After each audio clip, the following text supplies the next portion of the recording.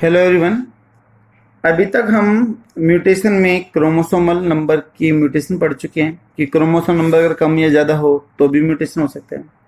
दूसरा टाइप हमने पढ़ा था दैट इज क्रोमोसोमल अब्रेशन। तब क्रोमोसोम की स्ट्रक्चर में कुछ चेंज आ जाए, कोई भी उसका पार्ट कट जाए या फिर ऐड हो जाए, यानी कि नॉर्मल क्रोमोसोम की बनावट में कोई चेंज आ जाए तो उसको हम क्रोमोसोमल अब्रेशन या फिर क्रोमोसोमल अबनॉर्मलिटीज बोलते हैं। दो टाइप की म्यूटेशन हो चुकी है। आज जो थर्ड टाइप ऑफ म्यूटेशन है that is gene mutation. Third one and last में द जीन म्यूटेशन, यानी कि म्यूटेशन इन द जीन, इन्होंने द जीन म्यूटेशन। और जीन हम क्या बोलते हैं that is smallest and the functional unit of the heredity that is the gene.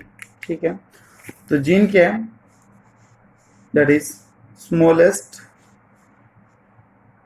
and functional unit of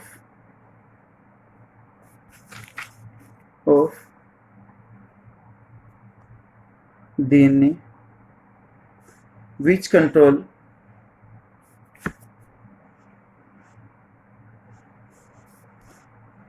body characters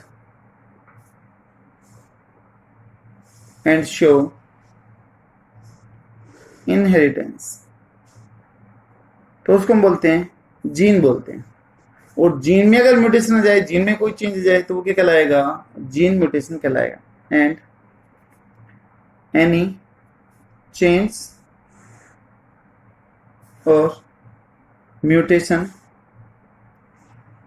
in gene is known as gene mutation. तो उसको हम क्या बोल देंगे, जीन म्यूटेशन बोल देंगे। ठीक है, अब जो जीन म्यूटेशन है उसके मेनली 3 मेजर टाइप्स हैं। उसके 3 मेजर टाइप्स है। कौन कौन से 3 मेजर टाइप्स है वो हम देख लेते हैं।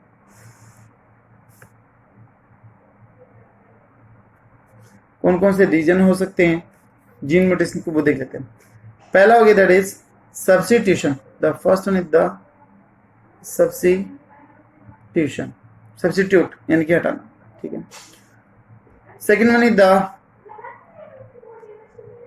एडिशन या फिर डिलीशन ऑफ नाइट्रोजनस बेस, जिसमें कोई भी नाइट्रोजनस बेस है तो ऐड हो जाए फिर डिलीट हो जाए वो।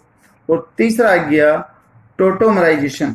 जो थर्ड वन है that is the tautomerisation. Tautomerisation.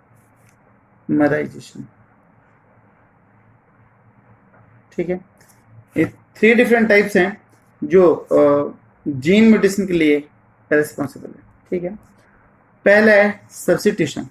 Substitute आपने सुना होगा, कई बार होता है कि तब एक खिलाड़ी है मान लो क्रिकेट टीम में, उसको हटा के किसी और प्लेयर को ले ले गया तो बोलते कि ये इसका सब्स्टिट्यूट है। ठीक है, बॉलिंग में जैसे मान लो कोई भी है, बुमराह है, उसको हटा के हार्दिक पांड्या को लिया गया तो बोलते कि Hardik Pandya is the substitute of the Bumrah. ठीक है, अलग अलग टाइप के बैट्समैन भी बोल सकते हैं, किसी भी चीज का आप सब्स्टिट्यूट बोल सकते हो। तब एक बेस को हटा के कोई दूसरा बेस यूज कर ले जाए या फिर कोई एक बेस किसी दूसरे बेस को रिप्लेस कर दे, that is known as the substitution. ठीक है, तो when one base replace the another nitrogenous base, तब एक बेस किसी दूसरे बेस को हटा दे। ठीक है, या फिर हम ये भी बोल सकते हैं और one base replace by another base, ऐसा भी हम बोल सकते हैं। ठीक है, तो ये भी कर लेते हैं, when one base replace by other base, तो वो भी क्या कहलाएगा, सब्स्टिट्यूशन कहलाएगा। अब सब्स्टिट्यूशन के भी 2 टाइप हैं, ये काफी मेन है for the competition exam purpose, यहां से क्वेश्चन निकल जाते हैं।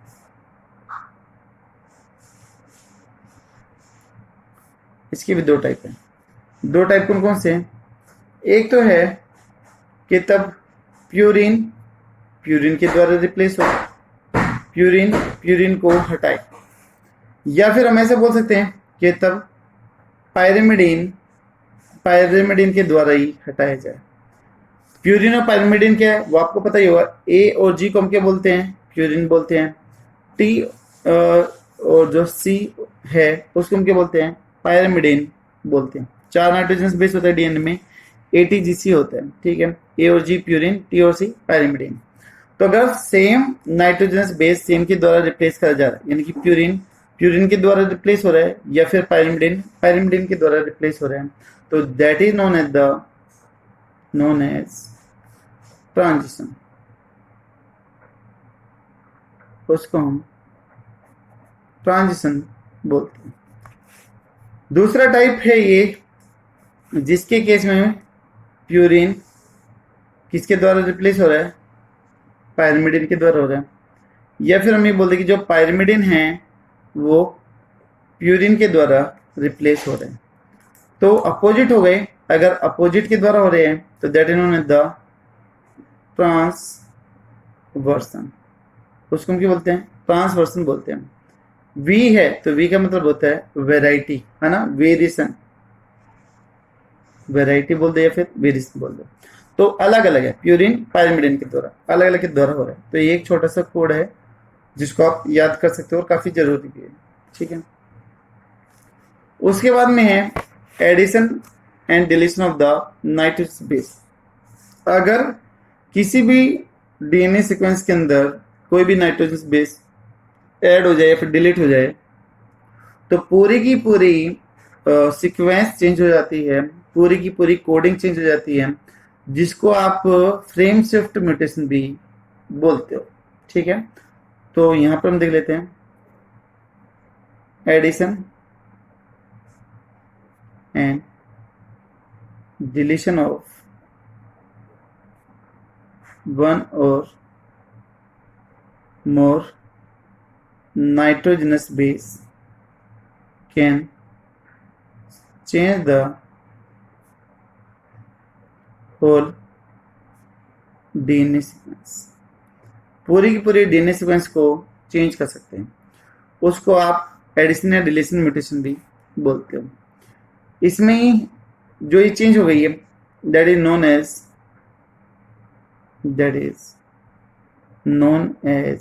उसको हम क्या बोलते हैं? फ्रेम शिफ्ट म्यूटेशन बोलते हैं। फ्रेम शिफ्ट म्यूटेशन क्यों बोलते हैं वो भी देखेंगे। अभी मैं टोटोमेरिक को यहाँ पर डील नहीं कर रहा हूँ, वो आगे करता हूँ वरना फिर ज्यादा कंसिडर हो जाएगा।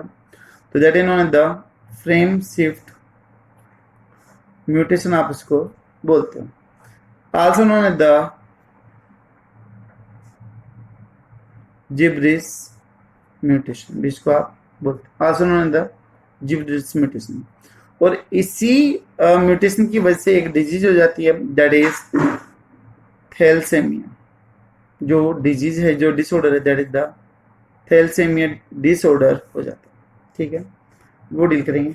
अभी ये शायद क्लियर होगा। इसमें सब्स्टिट्यूट था, एक दूसरे के द्वारा हटा था।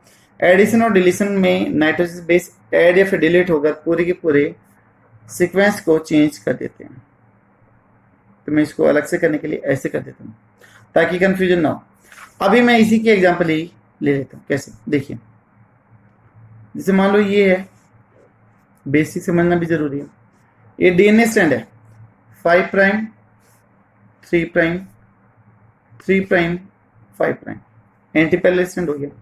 यहाँ पर है A T G G C T A C G C C G A T C G A C, ऐसे।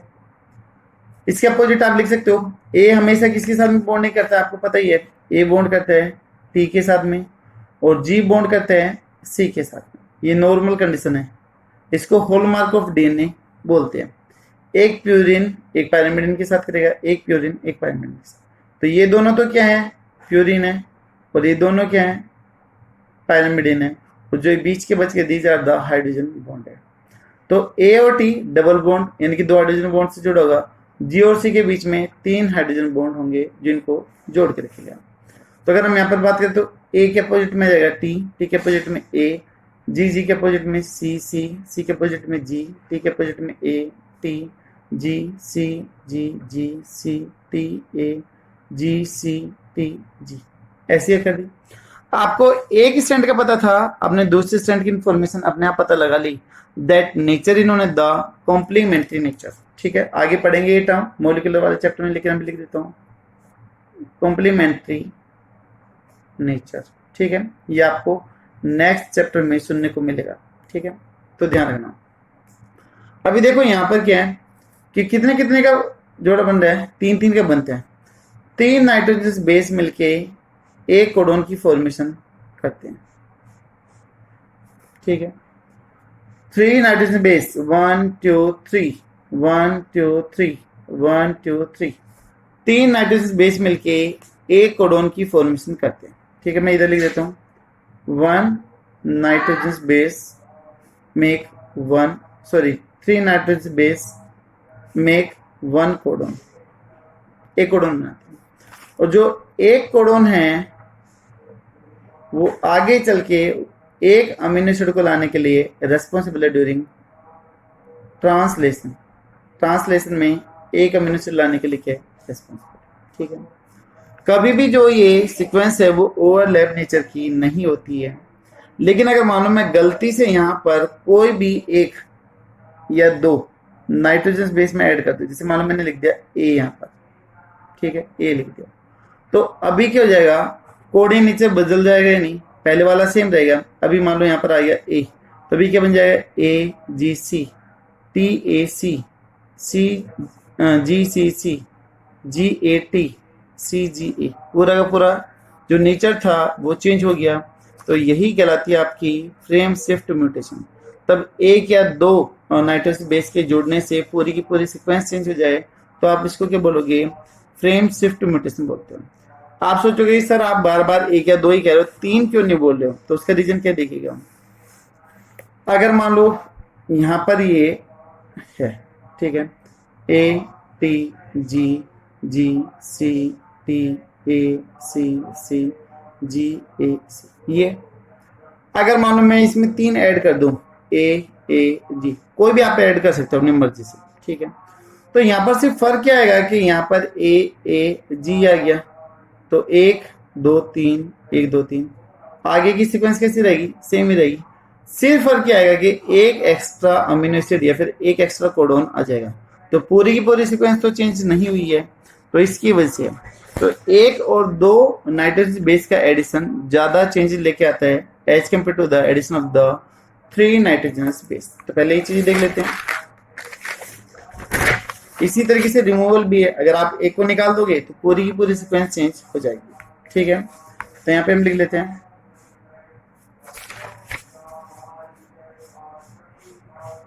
एडिशन एंड डिलीशन, या फिर और कर दो एडिशन और डिलीशन ऑफ 1 और 2 nitrogenous base can change the whole DNA sequence, whole DNA sequence या फिर whole कोडिंग सीक्वेंस। ठीक है, पूरे के पूरे डीएनए या फिर कोडिंग सीक्वेंस को चेंज कर सकते हैं। ठीक है, और जो पूरी की पूरी डीएनए सीक्वेंस चेंज हो जाएगी एंड दैट चेंज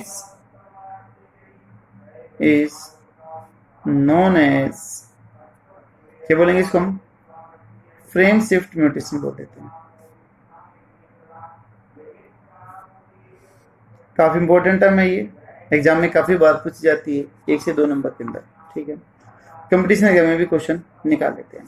और तब की हम बात करें कि अगर 3 का एडिशन या डिलीशन हो तो सिर्फ और सिर्फ एक कोडोन या एक ही अमीनो एसिड पे चेंज आएगा। ठीक है, तो एडिशन और deletion of 3 nitrogen base will change only single codon और 1 amino acid, ठीक है, which is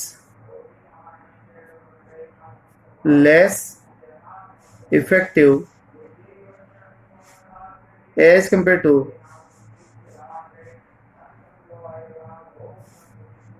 addition and deletion of one or two nitrogenous base, क्योंकि ये पूरी की पूरी सीक्वेंस को चेंज कर सकते हैं और तब की 3 का एडिशन सिर्फ और सिर्फ एक कोडोन या एक ही अमीनो एसिड को चेंज करेगा।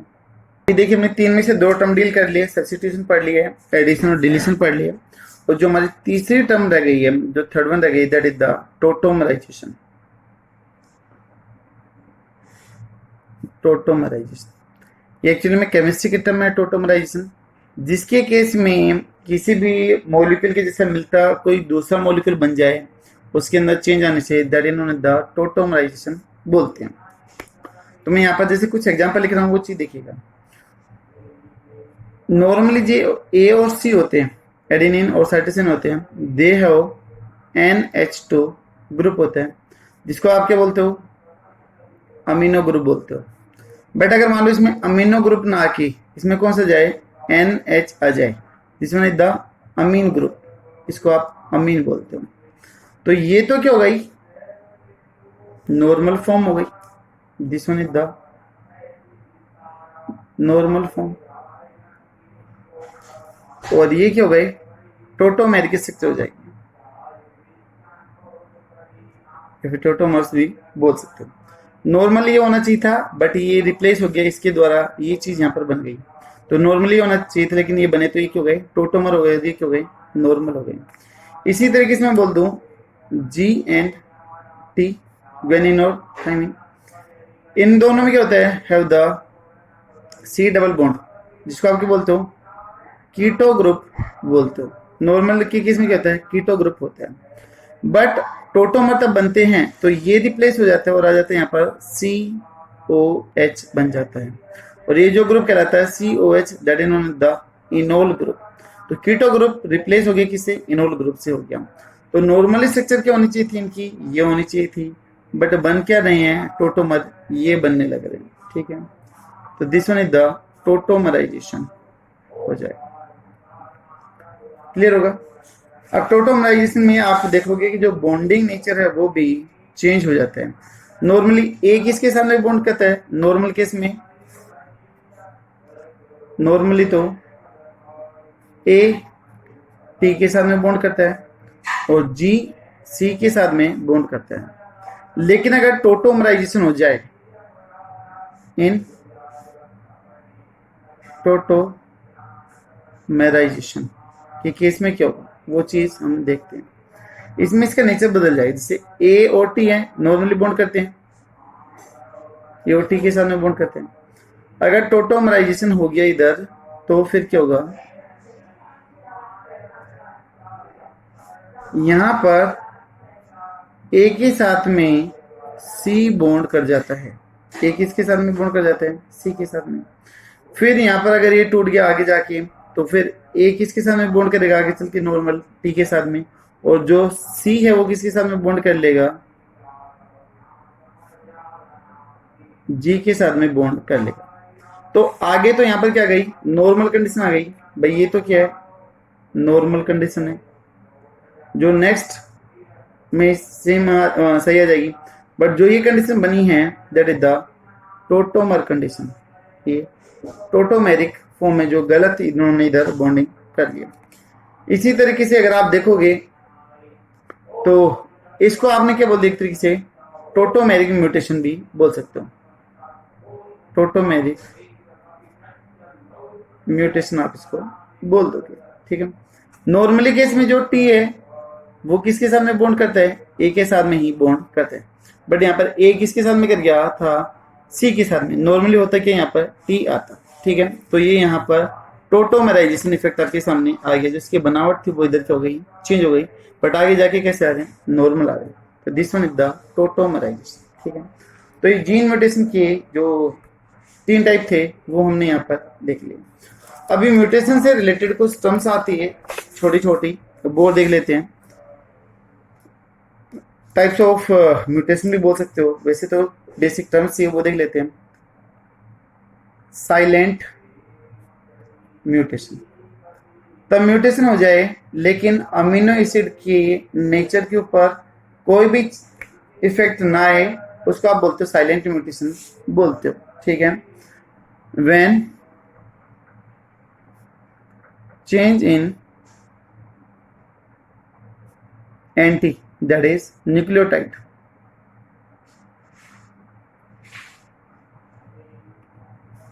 does not carry any change in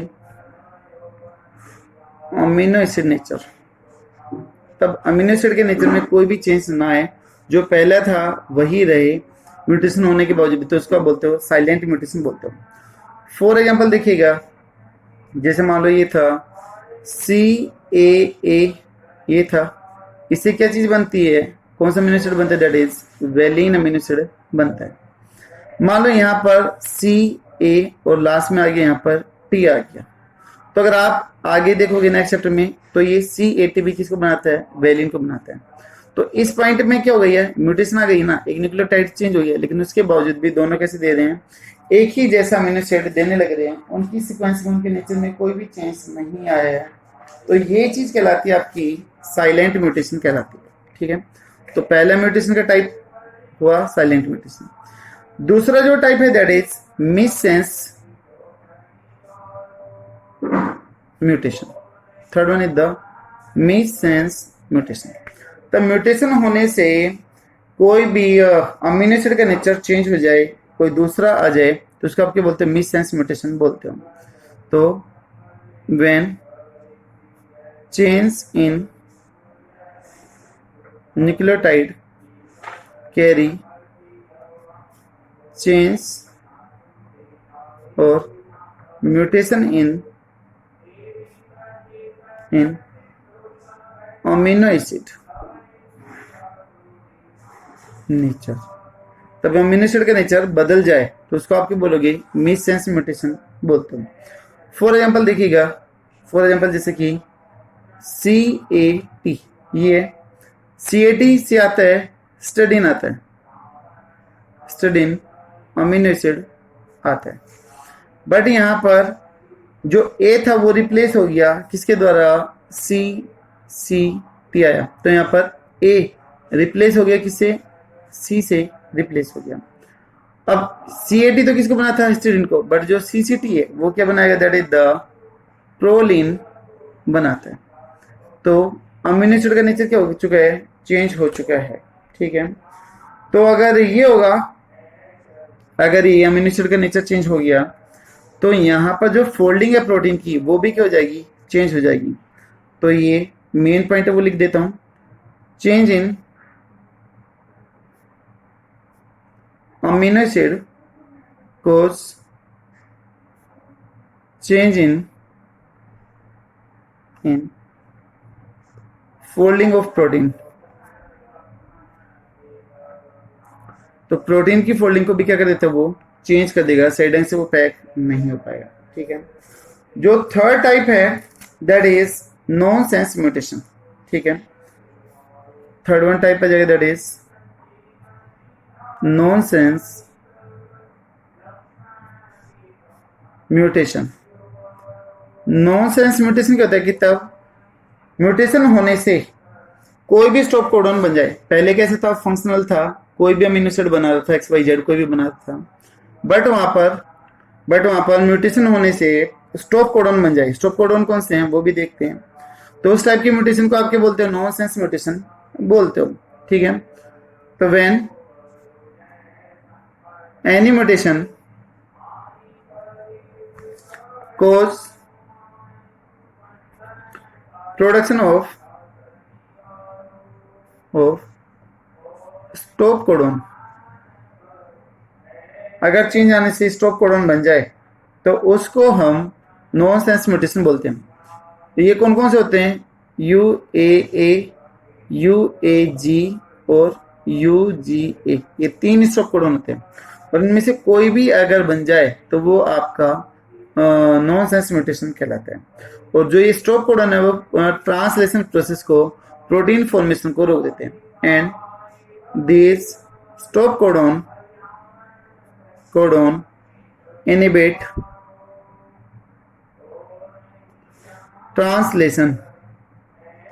translation को रोक देते हैं। ट्रांसलेशन के दैट इज फॉर्मेशन ऑफ